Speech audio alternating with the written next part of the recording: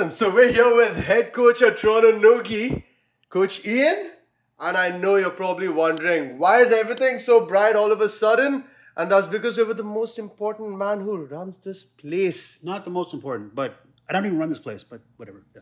Oh, really? No. Well, I have help running the place. Well, then let's talk a little more about how this place came into being then. So you're the one who undoubtedly started Toronto NoGi, right? Yeah. How did, taking back to that, why and how did that begin? Well, I mean, I was teaching jiu-jitsu at York University, and at York, I was enjoying teaching there, and I had a bunch of guys who came and were dedicated, and then they replaced the jiu-jitsu program at York with Japanese jiu-jitsu, which is incredibly different than NoGi or NoGi Brazilian jiu-jitsu or Brazilian jiu-jitsu. And so I had these guys that wanted to train, so I wanted to find a place to train. I was just looking for something small, like the attic of a hair salon or the basement of a laundromat. And as the process went on, we started getting more sophisticated and more elaborate. And then we finally ended up taking this spot, which is a little more expensive than I bargained for. But we made it work, and that's how NoGi started. So it's kind of like a fluke, kind of like just go with the flow, and somehow I ended up with the gym. How many years has it been now? Was it 2023? So since 2011. So going on 12 and a half years, going on 13 years. That's awesome, man, because you say 12 and a half years, but I've got a more important question. How old are you, Ian? 45.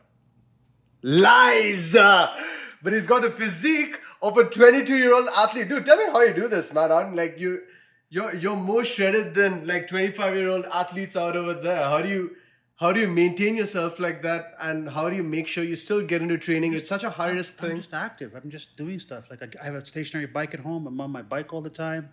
High protein diets. What else? And I recently read a story about a guy who's 75 who's been active his whole life. Mind you, I'm not very active as much as I want to be. I'm really, compared to what I want to be, I'm really lazy. I have a student here that runs an Ironman. He wants to finish in under 12 hours. That's 12 hours of straight like work. I could never do that. And so I'm not really in the best of shape, but I do try. I read a story about a guy who's like 70. He's always active. He's playing with his grandkids on the ground, wrestling with his grandkids, jogging with his grandkids, while his cohort, his friends, need assistive care. So all you have to do is just stay active. Just stay doing something, anything. It doesn't matter what it is. Just stay active, and everything will take care of itself. And have a good diet, too. And I did hear through the grapevine that you've also got kids. And how has your experience in martial arts affected what you do as a parent and how you guide them potentially even into martial arts? I mean, I think I'd still be the same parent I was if it wasn't for martial arts training. Half of my master's degree was done in education. It wasn't necessarily, I didn't get a master's in education, but I took a lot of courses in education. I learned a lot about kids and rearing kids and new modern philosophies and ideas, techniques around raising kids. And so that was implemented, a lot. I mean, I don't really take the idea that I do martial arts home with me.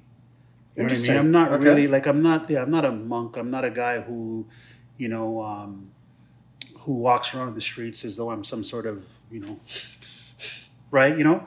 I mean, my kids know I run a gym, but I think I'm just a regular everyday parent, like my cousins, like my friends. I think most of my stuff comes from really understanding modern education and how kids function, even though that's always changing. Yeah, that's pretty much it. I don't necessarily think, I just don't think that me being a martial artist has any real, other than the idea of hard work and discipline. You know what I mean? That's about it. You're also in a very interesting space of being in the fight business, not necessarily just, training in fighting, but you're also setting up this infrastructure for people to come here and train, and then undoubtedly even I assume you also play a role in competitions and whatnot. Do you arrange events? Do you arrange competitions that people take part in, or is it just running a gym? We compete. We don't force anybody to compete. However, we do compete. We're a competitive gym. I have competed before. And it's like competition is not necessary because a lot of people do this as a hobby. They do it just to get out the house, have fun, um, to stay in shape, to be active, to move, more specifically, just to move. Um, but the competitive aspect brings out a different animal in most people. It really gets you involved. It takes you to another, sort of like a mental state. And that aggressive mental state is one of the components that helps the quality of life as you get older get better. That's very interesting that you bring that out. So if I'm 5 weeks into jiu-jitsu, how do I train myself to get into that competitive spirit, knowing full well that up until the age of 25, I've never really done anything in terms of physical competition before. I've played sports when I was in school, but I haven't done anything overly physically competitive in the last 5 to 8 years of my life. That being said, given the fact that there's been such a long gap, what would you say are steps that I could take, in terms of one, two, three, four, and five, to get myself into that mental space of competitiveness, and how do I action on that more importantly? Yeah, not necessarily in terms of one, two, three, four, five, but more that you were sportive before, which is going to give you an advantage because that never leaves. I mean, eventually does when you really get old. Um, and also you are in your prime. You might not know it. You might feel old. You know what I mean? But I would give both my kidneys and everything else to be your age again. And so you're in a very good space to start. You have all your faculties. A lot of research suggests that your physical prime, the times when your body is going to be at the best it'll ever be, is between the ages, and it differs from person to person, but between the ages of 28 to 36. That's when your body will be at its physical optimal peak. Some people, when they get to 28, they've already beat themselves up to, Lord knows, and so they can't necessarily get to that anymore. But if you take care of yourself, you can get to that. And when it comes to competition, the most important thing I can teach people is to get comfortable with disappointment, because that's the thing that really is going to set you apart. To get comfortable with losing, to not really have an ego when it comes to competing or jujitsu, because the disappointment is what will set you back way more cognitively than your age, your physical capability, your speed, your strength. It's that doubt that you have in yourself. That's the main element to competitive or combat sports. Because the idea is when you get to that elite level, right, and we're here, all of a sudden it becomes my intensity versus your intensity. We've been doing this for the same amount of years. And it's my intensity versus your intensity, and I have to match your intensity. I have to believe, and that's the only thing that's going to make me go that extra step. It's the only thing that's going to make me really get that to hit that fastball from Tom Hankey or whatever, right? That's the only thing, is that focus, that idea that nothing else matters, and I'm doing this to the utmost of my ability. However, when you lose, or you let losing affect you, or you let your ego affect you, that's when that slight millisecond changes the entire thing, right? And so from the beginning, you have to get comfortable with, not good days on the mat. You have to get comfortable with losing. You have to get comfortable with tapping a lot.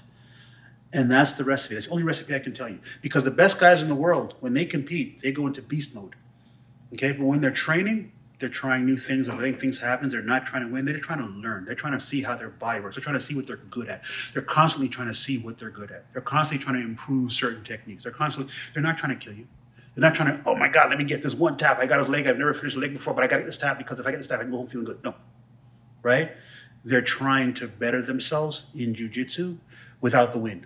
And that's the most important thing that you can learn in jiu-jitsu, is to better yourself without the win. And if you compete and you lose, don't let it affect you. A lot of guys compete a couple times and then they don't come back. They don't want to compete anymore because it didn't work out for them. Whereas you have a lot of stars, Keaton Cornelius, a lot of them like that, who got mauled up until purple belt, even brown belt, but kept coming back, and they became world champions because they had a different mindset, right? And so the most important thing is jiu-jitsu is not a win or lose sport, right? It's a sport where we're learning, and that's how we get better. When you talked about, overcoming disappointment, I think the imposter syndrome in a lot of people just pushes you towards being more disappointed in things. Me personally too, right? Like, I've been through a few hurdles, I've done a few things, but I don't quite feel like I've really made it in a lot of ways. And that discourages me a lot. There are days where I wake up and the first 2 to 3 hours ends up being a real struggle. The first couple of hours is this horrible phase where I've got to accept that shit, you're so mediocre. But then by hour 4, you're like, well, fuck it. If you're mediocre, then put in the work and spend the next 6 to 7 hours in the day trying to be better than you were yesterday. And you've just got to accept. You've just got to accept that sometimes you are where you are. Like, everything that you've done in your life has led you to this point. I probably didn't really live up to the potential that I could have lived up to in the last 24 to 25 years.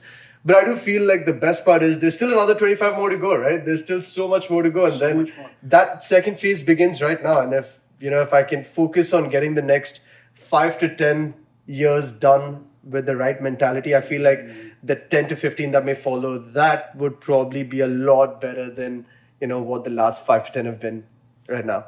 Right? Yeah, and I compare it to I don't know if you can call it small town, small town folks or whatever the case is.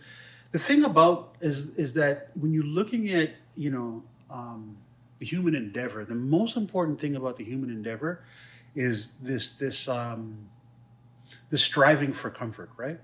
This idea of striving for a better place for ourselves. And sometimes that involves stressing ourselves, right? It involves like putting stress on the body if you're into going to the gym or working out or whatever. And that kind of catapults us back into the barrier where we're even better. And so we're like, wow, that really works. We stretch ourselves some more, and then we relax. We're like, wow. We stretch ourselves some more and relax. We're like, wow, or whatever the case, right? But the small town guy, he's happy with a very little. He doesn't need a lot. But the difference is he's happy, right? And you look at that, you're like, wow, that guy's happy. Meanwhile, I'm in a penthouse in Manhattan, and I'm not as happy as him. Do you get what I'm saying? And so, we have to reevaluate how we measure ourselves. Do we measure ourselves in a particular field, like there's giants in our field and other guys that are doing great and I'm not doing so? You know what I'm saying? And so it's how do we measure ourselves? Some people get their foot in the door and they're happier than a pig right? They just get their foot in the door. Meanwhile, you've been here for years, you're confident. They don't really look at themselves, like the same thing I was talking about in jiu-jitsu. They don't really look at themselves and say, wow, I haven't done what I wanted to do or what I've wanted to do. You know what I'm saying? It's a matter of, this idea of not just comfort, but be happy with the process and be happy with where you are, because you could be a lot worse. And sometimes better than getting up and saying, look where I could be in terms of being better, I'm not good. Sometimes it's better to say, wow, this is good. This is some good shit right here. I'm doing pretty good, right? I'm in a better place than I could be in a better place. And that's called gratitude, right? It's called giving thanks for what you have rather than wanting more. But that's just, that's just me. No, that's one of the ways that I manage to kind of what's it called? Cool. Control my expectations. And it's much better. I'm much better for it. You touched on happiness. I know we said we could have ended it a little earlier, but you've also triggered my curiosity here. You mentioned happiness, but there's also satisfaction. Do you draw a distinction between the two of them? Well, yeah, I do. Look, here's the thing. So satisfaction kind of connotes, right? There's no such thing really as denotion, but satisfaction kind of denotes not settling, kind of like settling, yeah, but kind of like it is what it is. It depends on how you define the word, right? Whereas happiness is a totally different domain altogether, but it also depends, because some people will say, I'm satisfied. Like they'll go eat a big meal and they go, I'm satisfied, which means they're satiated, right? And that's a metaphor, and also transfers over to material things in life and job and whatever the case is, I'm satiated. So you could look at it as two different things, as this is okay for now, if you're taking that sort of connotation of satisfaction. And then happiness is a whole different domain altogether. Happiness is something that fuels you. Happiness is like the fuel that sort of powers you through every day. And then satisfaction, would you say, comes at the end of having done something more tied to, say, results than particularly the process? Yeah, again, it depends on how you define the words, right? Because for some people, satisfaction could mean, oh man, that went well. Okay, I'm satisfied. Yeah. Right? And then it bleeds over into happiness. Yeah, 100%. It right? Definitely opens the door to it, for sure. It bleeds over into happiness, and they could very well mean happy, and they're just not using the right words or the wrong words, or they're using the words that they know, the domains that they know to describe how they feel, whereas happiness is unambiguous, right? It's this idea that, I'm happy, and happiness, right? And so, but also at the end of the day, there's a point where you start to see things clearly um, when you get older, right? There's a point where you start to look back at the things that you valued in your 20s and say, why did I get caught up on that? Right? Absolutely. You get what I'm saying? Absolutely. You know, there's a point where you retire and you have your pension and you're like, man, that doesn't matter anymore. That doesn't matter anymore. That doesn't matter anymore.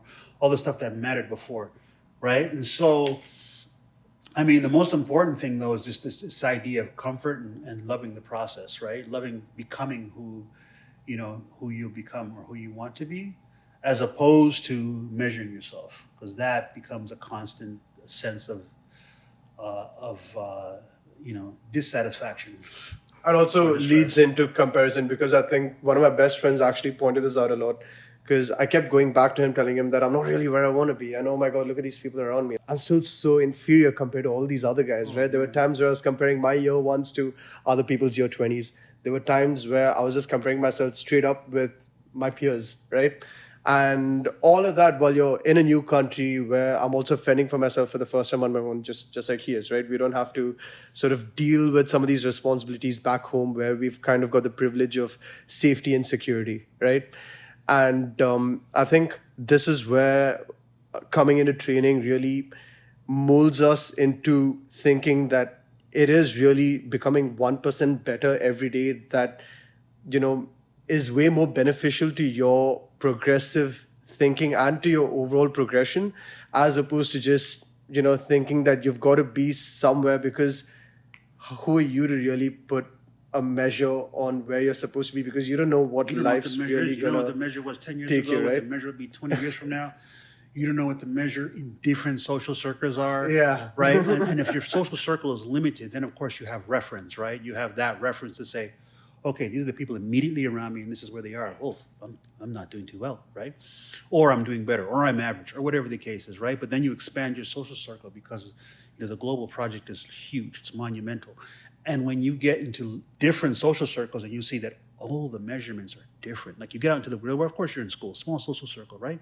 You get out into the real world where now, you meet a nice girl, you meet her family, you meet her brother, you meet his social circle, you're like, wow, these guys, they're into something totally different, like physics or football or whatever the case is, and you look at their attributes, what they've achieved, and then you find out that it's all very, very, very subjective, because now you're in an environment like this, and you think, okay, I'm a black belt, like I'm a superstar. Then you meet a guy. I have a guy, a student now. He's running a triathlon. No, Ironman. He's running an Ironman today. His time is to be under 12 hours to run consistently on a bike or swim for 12 hours. I could never do that. Yeah. I could never. I want to. But I have to be honest with myself, right? I could never, ever do that. And so the social circles start to realize how you have to be comfortable with being inadequate, in a sense. Or not so much inadequate, but the fact that don't compare yourself to other people, or else you'll always be inadequate. Forever. You go into a weightlifting room, these guys are deadlifting 500 pounds, and another guy, and then you go, okay, your turn, coach. You're like, Yeah, like, when you see the short guy, deadlifting 145 pounds, and you're just like, It's gonna go up to 160 kgs. Especially here in martial arts, we have guys that come in here. Got a guy with a PhD in physics. You know what I mean? And so I used to train in a gym where the instructor thought if I saw him on the subway, I should bow to him, right? You know what I mean? And then I meet other guys like, no. When you're in the gym, okay, maybe, but outside, you're in your domain, you're in my domain. You know what I'm saying? And so I have other guys running an Ironman today. I have another person who has a PhD in physics. I have another guy in finance. He's trying to explain finance to me. He's a high up in finance too, recently retired. And I'm kind of like, just dumbfounded. I don't even know what he I have to ask him all the jargon to explain in slow-mo, right? Do you know what I'm saying? And so I can't be in this environment because I'm doing this particular thing, and in my small insulated social circle think that I'm anything special. When I step outside of this circle, and all of a sudden now I'm a very small fish in a very small pond. And so it becomes relative when you change your social circle. And so you'll soon realize that the idea of comparison becomes irrelevant, because you're going to be changing social circle to social circle. You're going to find out that your field, or whatever it is that your vocation, or whatever it is that you're nerdfest now, is not going to be the only thing that you use to associate yourself with other people. You're going to meet people in other fields and other walks of life who have different attributes, different skill sets, and they're not going to compare. you've been running this gym now for 12 years. Undoubtedly, there's going to be a lot of people who've got absolutely no idea about what mixed martial arts or jiu-jitsu or any of that is, and they're going to be tuning in and listening to all of this, right? So, on an ending note, really, what message would you have to people who have no idea about what this is, but what would you tell them to maybe get them to try out jiu-jitsu or any sort of mixed martial arts? Yeah, not even so much mixed martial arts or jiu-jitsu. The main thing is to stay active, to stay moving. I told you about the guy in the 70s who's playing with his grandkids, jogging with his grandkids, while his friends need assistive care. It's just to kind of keep the machine moving, because you have to oil the machine, and moving the machine is oiling the machine, because that's how you stay lubricated, in a sense, right? And that's the only thing. Like, it doesn't matter what you do. The reason why a lot of people do jiu-jitsu and not jiu-jitsu, because it's not, for me, it's not a lot of work. It's work, but it's not a lot of work. I'm not trying to learn something new like football or baseball all of a sudden now. I've been doing this for a while, so I just stick with it. Plus, I also love it too, right? And you become, at a certain point, you become pretty much proficient. And so you can take that with you as well. And so you can enjoy it that way. But most specifically, it doesn't matter what it is you do. If you've been doing something since you're a teenager, do that. Just get out and stay active. With jiu-jitsu, however, I remember when we were like anywhere from 5 to 7 to 10, 12, 14 years old. We had cousins and neighbors and whatever the case is. And we would wrestle all the time. We found it to be fun. That's what we did when we saw, hey, what's that? Right? And we're on the floor wrestling. Parents are telling you, get the hell up. Right? And so it's one of those natural, instinctive things that I think majority of humans find fun in and do. And now we're late into our 40s, and we can continue doing that and having fun doing that. And so I can do that forever. Not forever, but you get the idea, right? Absolutely. This was super inspiring, man. Thank you so much for your time. You're welcome. Really appreciate being over here, Coach. Thank you so much. This spoke to me. And there's a lot that I personally will be taking away from this. And you've also reminded me to not really put that kind of pressure on myself at the end of the day. Don't. There's Because only... I can guarantee you, when you move, when you are in a particular field, a small installation social circle, and that becomes your focus and your nerd fest, and the people around you are the people that you have immediate contact with, and then you look at their accomplishment, because you're at the age where people are trying to accomplish. They're trying to stamp a name for themselves in a particular field. You choose a field to accomplish something. Then when you get out into the real world and you work, you look around at your co-workers and you're like, I want to hang out with these people. Right? And you meet other people. Go, what's your field? What are you into? It goes, I'm into physics. Oh, what's your field? What are you into? Well, I got a restaurant, man. I'm an amazing chef. Really? Well, and then you're going to find they start speaking a language that you have no idea exists. And how are you going to compare yourself to a guy who's been cooking for 20 years at the highest level? How are you going to compare yourself to a guy who's an engineer who helped engineer that building over there, the parking garage, which is like how long and holds how much weight? And you have no idea what he's talking about. Do you get what I'm saying? Yeah. And so it starts to become a new sort of realization of this whole comparing myself to other people. It becomes irrelevant, because now you're going to be hanging out with people who do different things and you have no clue what they do. You're an idiot. Do you get what I'm saying? Whereas in your field, it's the same thing. You go, okay, now let's talk about what I do for a living. Do you get what I'm saying? Oh yeah, my favorite quote regarding being an idiot is, I'm not a complete idiot. I'm still missing a few pieces. Yeah, and also, I'm not a complete idiot. I'm just a little bit of an idiot. a little bit, because everyone's an idiot at the end of the day, because they're going to look back at us in 80 years and say, man, those guys were primitive. Love it. Toronto NoGi, everyone, make sure you drop in. You want to tell these guys, we'll put the schedule and all that stuff up on this as well. But thank you for watching. Appreciate it. Super impromptu podcast. Get away from my face, dude. Nothing too pretty over here. He's the handsome guy over here. Look at him. He's the one with the guns. He's the one with the firearms. Show some biceps, boss. Hell yeah. All right, that's how we... That is a wrap. It is a wrap.